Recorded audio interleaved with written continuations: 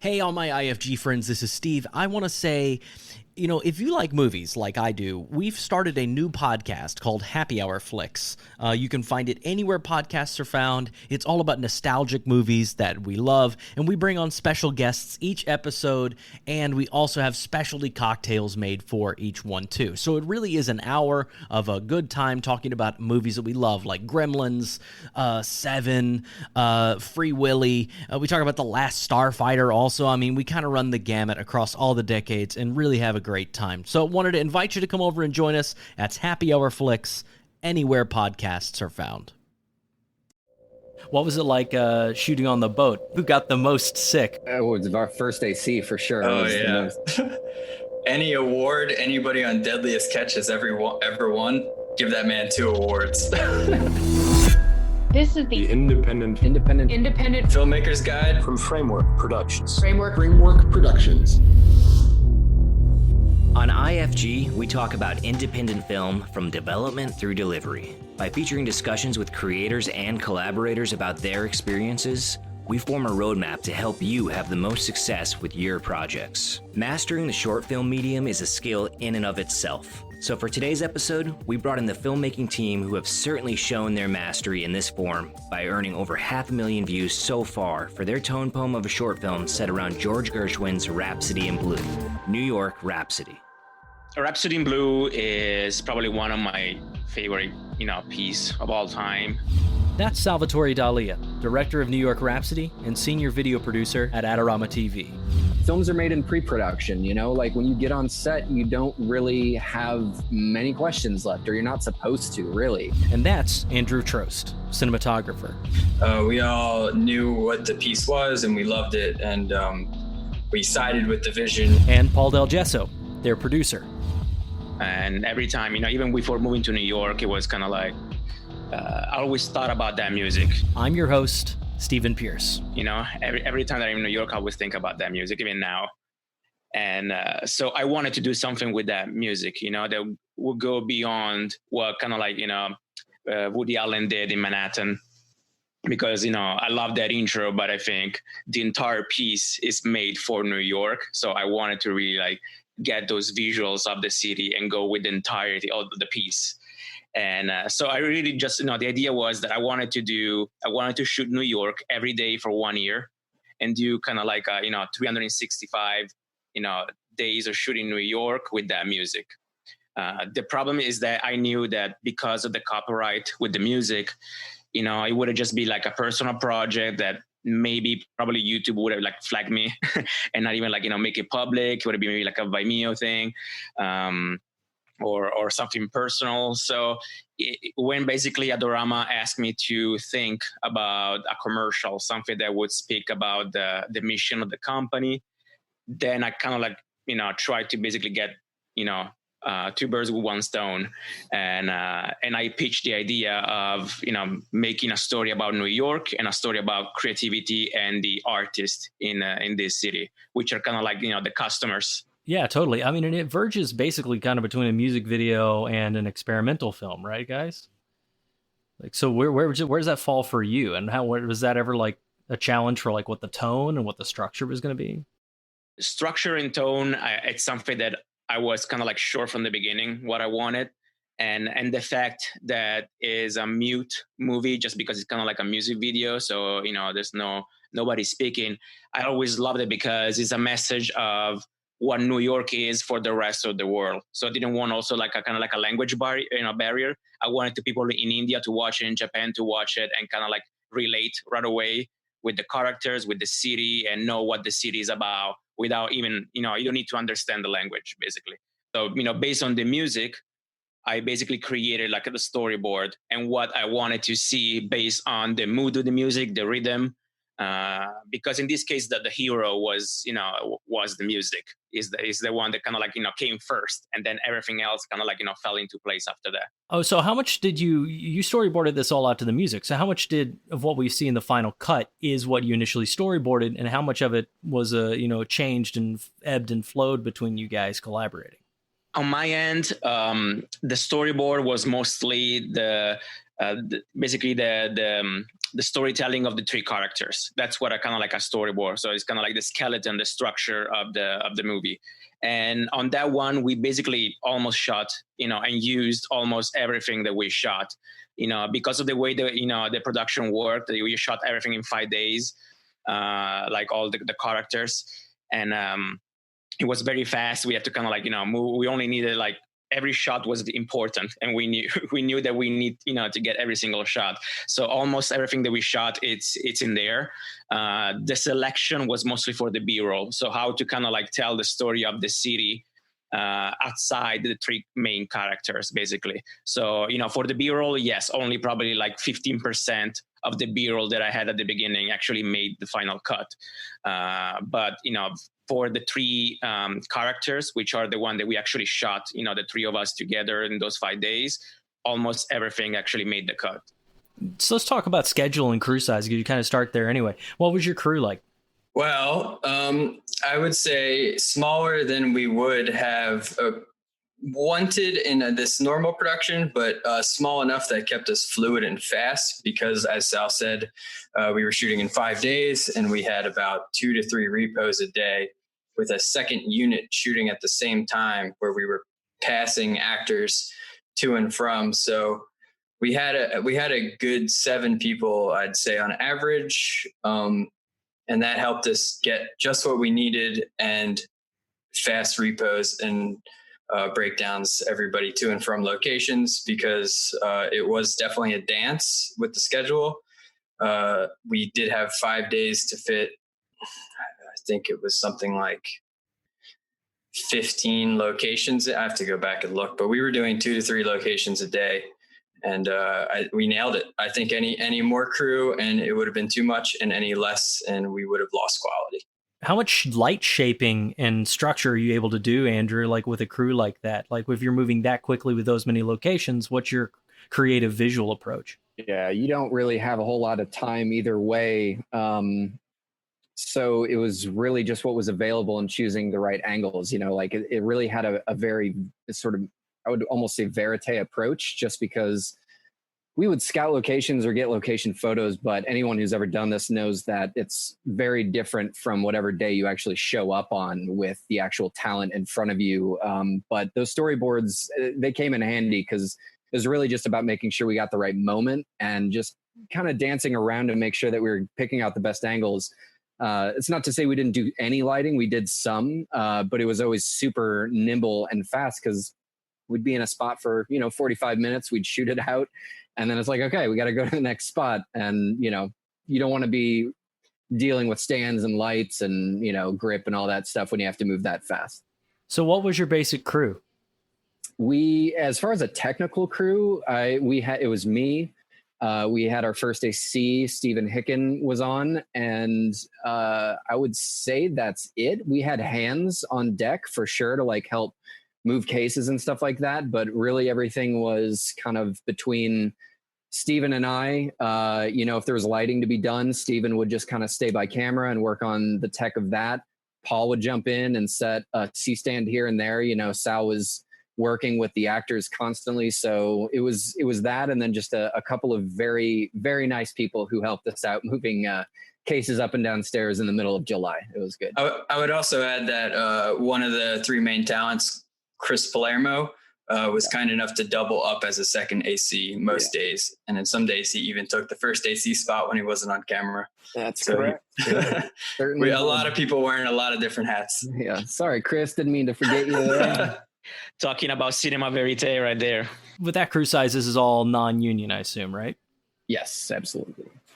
How did you get into the casting? So did you cast somebody specifically because they could be an AC? That was kind of like a bonus for sure. No, it was important for us from the beginning to kind of like actually have real people that would know, they wouldn't pretend or act, what they were doing. So the photographer, we wanted to actually knows how to handle a camera, that we don't have to like teach, what's, how do you actually shoot. And same for the filmmaker, you have to like, use the little dolly or other stuff like that. We don't want to like stay with an actor and teach that. I want it also because I think it's more important for the story to actually have a real, people and artists be a protagonist on this. So, we were lucky enough between friends and people that we knew already to kind of have this, like, these three characters that were perfect for the part. They were basically almost acting, and impersonating themselves. It's kind of interesting though, because you look at people that are actually doing what they do for a living, but that doesn't mean that you don't have these sort of genuine moments of performance that come from them while they're doing it. They're not just like wooden doing what they're doing. Like, you had them emote, like you needed them to express their frustrations and their love and all these different things, which I think, that's lightning in a bottle, or you just chose excellent people. That's well done. Yeah, we also got lucky. Like, I was thinking that, Vanessa Joy, the photographer, she's a mother, and the whole character was basically this relationship between, like, a working, artist that has to kind of, like, bounce between different gigs in a day, and having like your kid at home that you can, barely see, but you have to kind of like, get the job done and get your money and go back home. So, when I asked her basically to, like, think about her daughter, and, while she was working and other stuff like that, it was easy for her because she can just go straight into something that she knows already, right? Instead of like, acting or trying to like take that emotions from somewhere else. The most extensive casting we did is with the daughter. That's not her daughter in real life. Daisy we found on Actors Access, and that was probably the longest process of actual casting we did to get her on board, and she was great. And then the other casting moment I remember is trying to find the married couple. And that is a real married couple. They are actors, and they had never had wedding photos before done.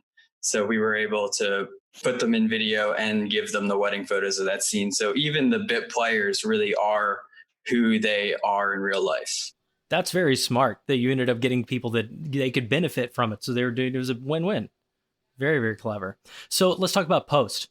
You obviously edit the piece together with the music, but then you don't have any recorded sound on set, right? And how much, being cinema verite and ended up with kind of a cinematic vibe, being black and white, how much did color play a role? I mean, as color, you're going to record in color regardless, unless you're working with a monochromatic system, which we weren't. I don't know. It's New York is full of texture, and that's really what we're after. Like, I don't think that we were too terribly concerned with anything outside of just making sure that everything was pumping with contrast. Like, contrast was what we wanted constantly, and just making sure everything was moving.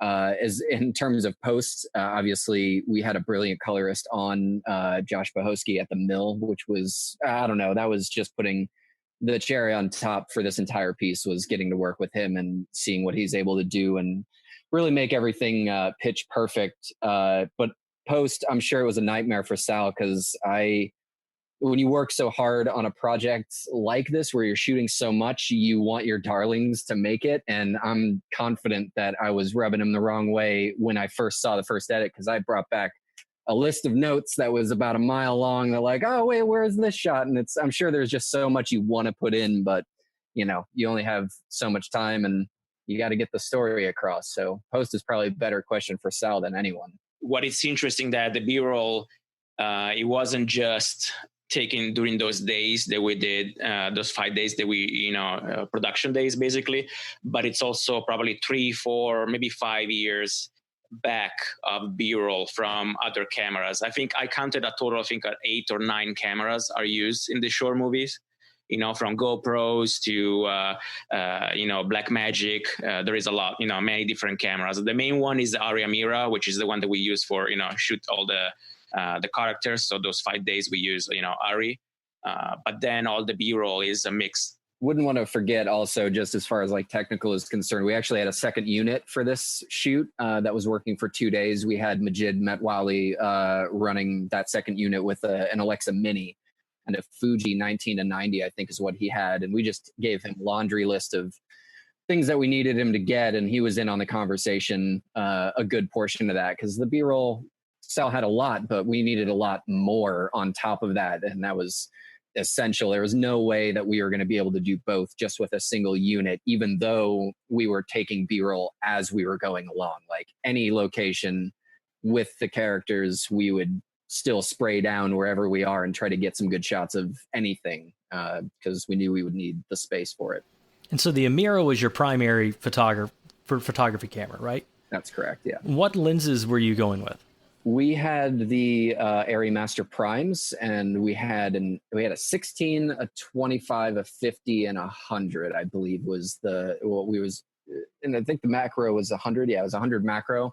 So those four, constantly cycling through those four. It was great. How much were you underexposing certain things? Like you shoot that whole scene with Palermo with the windows behind him. Are you letting those blow out? Where are you trying to put him in contrast? And how are you mixing all of that so quickly without being able to control all of it? Time of day is number one, I think, is we would wait for the right moment. You know, we would show up in certain places. A really good example of that is actually Andre's apartment. The musician. So he's in that sort of midtown high-rise building. And for moments like that, like I think, I don't know, it's funny, we had to move around so much and we were doing location changes maybe twice or three times a day. But in moments like that, we literally had to just kind of wait for 90 minutes, maybe even 2 hours before we were ready to take those scenes because they were too bright or they didn't fit in the context of the story that we were telling. So that's one thing, is to just kind of wait for the right time of day and shoot the other angles that you know you can get in the meantime. But aside from that, you know, shooting in a format like Log C on an Arri camera is going to give you a great dynamic range, and those lenses kind of have a nice inherent contrast to them to begin with. And that's the kind of choice you make ahead of the time to make sure that your system is going to work with you and not against you. So shooting on the fly like that is something that I'm used to. I know that Sal's used to that as well as a photographer. You work with what you have and you make the best judgment in the moment. You want to make sure that if you care so much about those highlights and make sure it's not going to be blown out, then protect those. You know, you work on whatever your best strength is in the moment. And try not to fret too much about it. You know, it's when you don't have everything within your control. If you're working on a smaller budget and you're working with limitations, embrace them. Don't try to fix it too much. You know, work with what you have and be happy that you're able to even be out there shooting something like that. You know. So let's talk about the release of the short film now. So this was a sponsored piece with Adorama, and what was the release plan for it? So the plan was, we got the copyright for 2 years for the music. And the plan was 1 full year for festivals, film festivals, and then 1 full year for Adorama basically to use for their channels and to make it into ads and other stuff like that. Now, it's not 1 full year yet, because 1 full year would be, we basically shot in July last year in July, and we started the festivals in I think it was October. But because of COVID-19 and all the situation in New York, we decided to actually go live earlier. So we decided to basically go live now. And I think it was a good choice, because it's just that the entire movie just takes a totally different, vibe. People are now more nostalgic about the New York energy and get back into work and, get back into that craziness that you see in the movie, basically. So now people are kind of enjoy, I think, the movie even more than they would, 5 months ago, let's say. One of the interesting things was during Corona, we started to see the general genre that we were, which is a love story, uplifting love story to New York City, kind of trend in of various, not copycats, but similar ideas as to our edit and our music and just this kind of portrait of New York. And we were basically realizing that we were sitting on the best one of all of them, and that we should get it out there. And basically uplift the whole city and give a positive message to everyone and remind everybody what makes the city great. So you guys also did a commercial series for Adorama. I want to talk about that maybe briefly here, if you guys are cool, because you had some quite unique experiences in a similar setting, but in kind of expanding it. Like, what was it like shooting on the boat? If you had to like rank of the ones of you who succeeded or who got the most sick, who do you think got there? It was our first AC for sure. Any award anybody on Deadliest Catch has ever won, give that man 2 awards. So what was it like shooting on a boat, and what made it so challenging? I mean, everyone's going to have a story for this, but I think just from the camera perspective, something that I was not really prepared for. And I did some reading and some research on it before getting on the boat. But if you don't know what the conditions of the water are going to be, that tiny little screen becomes your worst enemy very quickly, because if you're dealing with choppy waters, which we were, that takes your focus away from the horizon, which starts getting those inner ear problems going, and then the seasickness starts. And so filmmaking is a lot of like minutia, it's like getting the follow focus on there, working your aperture, little menu settings and stuff like that. And as soon as you drill into that, if you got rough seas, it's game over for most people. Yeah, it was pretty tough, but it was, the negative aside, it was awesome. I had a great time, even though the second half was more miserable than the first. I thought it was great, shooting anamorphics underwater. Oh, it was awesome. Talk about that for a second. What were you filming, and what was the technical background on it? Because it's pretty interesting. It was just, we wanted to showcase some underwater equipment that Adorama has for sale or for rent. Sal can probably talk more about that particular aspect, but we were very, very adamant about wanting to shoot specifically anamorphic for the whole project, including the underwater portion, which is not particularly advisable, and it's not really done that often because there's an issue with the dome port acting as a diopter in constitution with the distance of the lens to that diopter. Right, so it changes the focal distance of the lens. Exactly, and you can't necessarily get a close or far distance focus at any point unless you really have to fine tune the strength of diopter that you're going to use and the distance of the lens from the dome port. And so that was all on pitching seas. and then executed. We were smart enough to do that before. I told you, film is made in prep. So the night before, we made sure to we knew exactly where that stuff had to be. But that said, the diopter fell off a couple times. We had to fix it, and that was no fun. And you were working with an Alexa Mini and the Lomo Russian lenses, right? The USSR? The round front Lomos, yeah. Which I love the lenses, but they are a pain. They are old, rehoused monsters.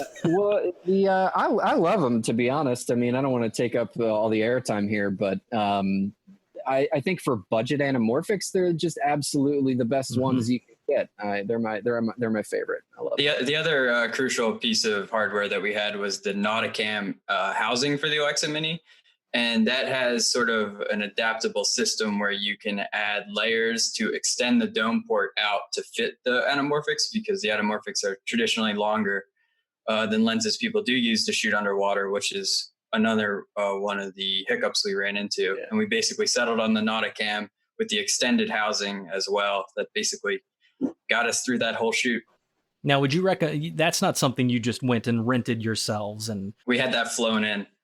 We flew in a DP from Atlanta, Josh Ousley, and he was the liaison for the rental of the housing, and he had various professionals to basically ask all the questions that got us through the finish line. Yeah, just meaning you guys didn't just throw an Alexa Mini with an anamorphic lens into an underwater housing and jump off a boat. No. That was not our plan. I will say that it took us a while to find the right person, which we ended up landing on Josh, but we did get a good amount of pushback from a few other people that we talked to. I hopped on the phone with other scuba certified people who had done underwater things before, and I don't want to make it sound like we talked to 24 or something, but all of them said, you don't want to do that. You don't want to do anamorphics. It's not worth the trouble. But we're diligent. Well, here's the real proving point. Sal, was it worth it? Like getting the shots underwater? Do you think you could have got them with the Sony A7S and a spherical lens, or are you glad you did it with the Alexa and the anamorphics? Absolutely not. I mean, it was totally worth it just because actually that footage is not just going to be in the big overall commercial for Adorama, but actually is going to be also a standalone commercial for Leisure Pro, which is like the Adorama department for underwater gear. Because they loved it so much that that's going to become just that footage underwater is going to become a standalone commercial. So it was definitely worth it. But we definitely learned a lot from it. I shot on boat before, underwater stuff, but our Rocky, it was on that boat. And, that totally changed the whole thing, plus all the technical difficulties, the anamorphic. So it's kind of like, different things that kind of like added up to make it kind of like a rough, they shoot for sure. And also, we wanted to kind of like, save some money. That's why we picked Florida, not just, because of the wildlife or something that we wanted to shoot, but because we wanted to, we were on a budget. But then we also learned that sometimes a little bit more budget, but you go in the right location where that you never get, let's say, a rocky sea or stuff like that. So that you can go any day. It's gonna be sunny every day, and you can shoot without problem. That's also something that you want to put in consideration when you pick a location. Sometimes a little bit more money can really save the day. Sometimes we were able to shoot it, but maybe a little bit more than that, maybe we were not able to shoot that one, and we would have lost a lot of money. So Sal, anybody that follows your work, I mean, you're with the Sony Alpha Collective, and you have been for years, and I mean, you're an amazing cinematographer in and of yourself with just a camera in your hands. I think you're one of the best people with a camera in his hands I've ever seen. So when you start to choose a project to work with someone like Andy, when do you make those distinctions, and what kind of is it just always budget, or is it always time, or is it the type of project and you want to separate your brain? Well, the first thing that I look is aesthetic. I think I have a strong aesthetic in my work that you can kind of recognize, my work compared to other people. So when I pick someone, especially like a DP in this case, I want, aesthetic is the first thing that I look. Like I don't even care about budgets or other stuff. I care about that after. The first thing that I really care is, can I trust this person? Whenever I turn away from the camera to actually get, the shot that I really have in my mind. Not all directors are like that, because some directors are more, focus on the story, the actors, stuff like that, and they just trust the professional to do his work. In my case, the aesthetic is very important for me. So, if I hire a DP, I really know that I can trust his eye, first of everything. Then, it was also the first time that we worked together with Andrew. So, who knows? We would actually maybe fight like crazy on set, because, our, characters were, not compatible on set. That might happen. But, by meeting, in pre-production, we actually found a bunch of our ideas where, we were on the same page basically.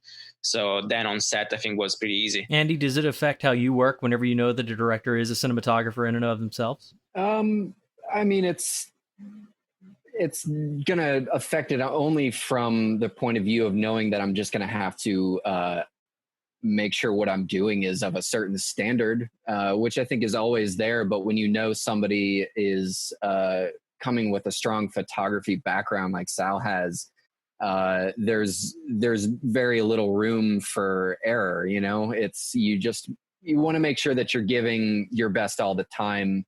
But I guess there's also a certain level of comfort that comes from it, because if it's not working, and it doesn't work for his vision, he knows how to express that to me, and he knows what's going to fix it, whether it's just compositionally or the angle of the light or the exposure, et cetera. He knows what he wants, and that makes my job, frankly, a lot easier. But it's always just about making sure you're, working for their particular vision. Yeah, I don't really like to put my stamp on anything in my position. It's more about what are you doing and how can I help you do that as efficiently and accurately as possible.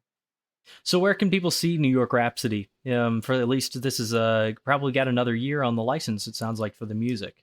Right now is live on Adorama TV on YouTube. It's actually all right on the homepage of the YouTube channel, so you can find it. It's easy to find. Or you can just Google, YouTube, search for Adorama Rhapsody, and it will pop up. And what's next for you all, you guys? What are you working on now? So for me, I have more projects with Adorama, probably more commercial work to do. So I'm already in the pre-production for those jobs. Wrapped a shoot this past weekend that I'll share with you guys whenever it comes out in a few weeks. Should be pretty exciting. It's a music video. Other than that, I'm in pre-production for 2 separate features, but things are on hold for now because of our pandemic situation. So just kind of waiting and biding my time. Yep, just waiting for quarantine to go away and the industry to come back. If people want to follow you guys on social media, where would you tell them to go find your work? I only basically have 2 platforms. One is my website, saldalia.com, and the other one is Instagram at Timbuz, Timbuz. The same for me. My website and my Instagram handle are the same. It's Andrew Trost or andrewtrost.com. Yep, same. pauldelgesso.com or pauldelgesso on Instagram. All right, great chat, man. Yeah, no, it's a lot of cool. I mean, it's very fun. It's doing very well. The video has over 500,000 views, and I checked it this morning. I know. I think people really connect with it, and it's sweeping the festivals, it seems like, too. Yeah. So I guess now, what are the big takeaways? What are we taking away from this? I mean, I bet you can guess mine. When I listen to that, I love what Andrew Trost said about, films are made in pre-production. I mean, as you know, we plan when we go onto sets, we spend so much time planning not only everything that we want, but also everything that we could imagine going wrong and trying to make a contingency plan for that. Yeah, I mean, I think one of my takeaways is too, that it's okay to just go shoot it with a small crew. You just have to be kind of clever about your time of day and your location, right? You don't always have to try and control every element of it. Just focus on one thing. And that you could apply that to getting on a boat and filming as well. Yeah, that was another big takeaway. Filming anamorphic underwater sounds super exciting and fun. But yeah, a little nervous to try it, I'm not going to lie. Well, we've looked into casings before and everything, but even the best casing could always leak. So that's, again, another takeaway was that for something that specialized, you always want to hire, someone who does that thing, the underwater film DV. Of course. Yeah. I mean, you'd have to be very careful with that. I mean, I really wonder what the advantage is and if it's really going to be that much different underwater with all that, versus just doing a spherical camera with a lower risk.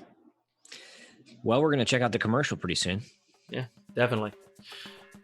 That was cool, though. Filmmaking is a collaborative experience, and so is this podcast. Follow us on Instagram at framework_productions for upcoming episode announcements, and leave your questions in the comments for our future guests. The first 10 commenters are immediately entered to win a monthly prize. Please take a second to subscribe so you know about the future episodes, and leave a review. It really does help us. For more information about today's guest, visit us at frameworkfilm.com for visuals, diagrams, and more. IFG is a community, and we want to help you in your filmmaking process. I'm Christopher Moyer, a commercial filmmaker from Seattle, Washington, and I'm reading the credits. IFG is produced by Framework Productions and directed by James Allerdyce. It's produced by Matt Mundy, edited by Audrey Rae McHale, and hosted by Stephen Pierce. The music is by Glassboy. Find his music on freemusicarchive.org. Special thanks to Adorama for the use of the videos. See more of their work at youtube.com/AdoramaTV.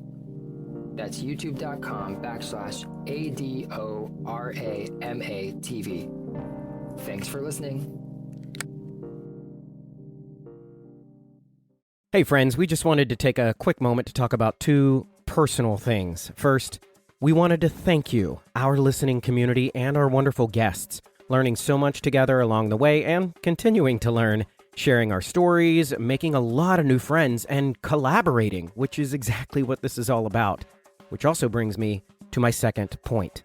In great part to many of these new relationships, we wanted to let you know that we've taken a lot of this advice ourselves and made our own narrative feature film, Herd. H-E-R-D, Herd, which is premiering this October on Friday the 13th in select theaters as well as on VOD. Personally, I think it's the perfect kind of scary movie to watch during our favorite scary season. So we'd love for you to celebrate with us and watch Herd. You can pre-order it on Apple TV, and of course, do the communal thing, see it in theaters. Of course, for all of this, please see our show notes, but basically, we're going to keep it all updated at herd.film. That's herd.film, herd.film as well. Thank you again, and be sure to give us a rating and a review over on Apple Podcasts so we can continue to build this community and collaborate. IFG, how movies get made.